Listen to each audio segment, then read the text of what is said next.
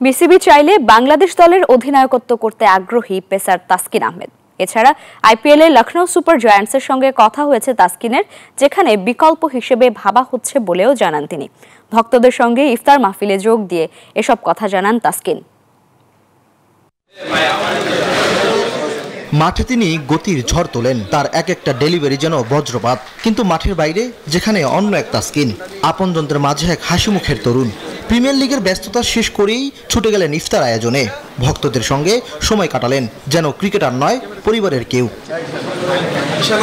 এই ঈদে জামা জুতো অ্যাকসেসরিজের ডিসকাউন্ট।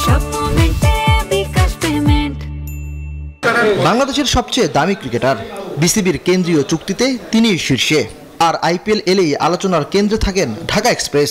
লখনৌ যোগাযোগ করেছিল যে অ্যাভেলেবিলিটির অবস্থাটা কি, যদি তাদের রিপ্লেসমেন্ট প্রয়োজন হয়, তারা হয়তো চিন্তা ভাবনা করছিল, তাই যোগাযোগ করছিল। তো এটাই যে এনওসি পাবো কিনা যদি রিপ্লেসমেন্টে তাদের কল আসে। তো এটাই আসলে যে যদি আমাদের কারো কল আসে, আশা করি আমরা এবার এনওসিও পাবো। টি-20 দলের জন্য নতুন অধিনায়ক খুঁজছে বিসিবি।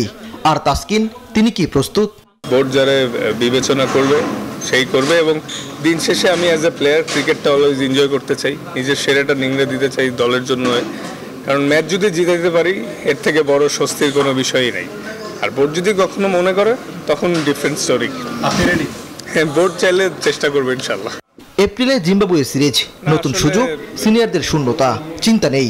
তাসকিন জানেন দল গড়তে হয় বিশ্বাস আর লড়াইয়ের মানসিকতায়।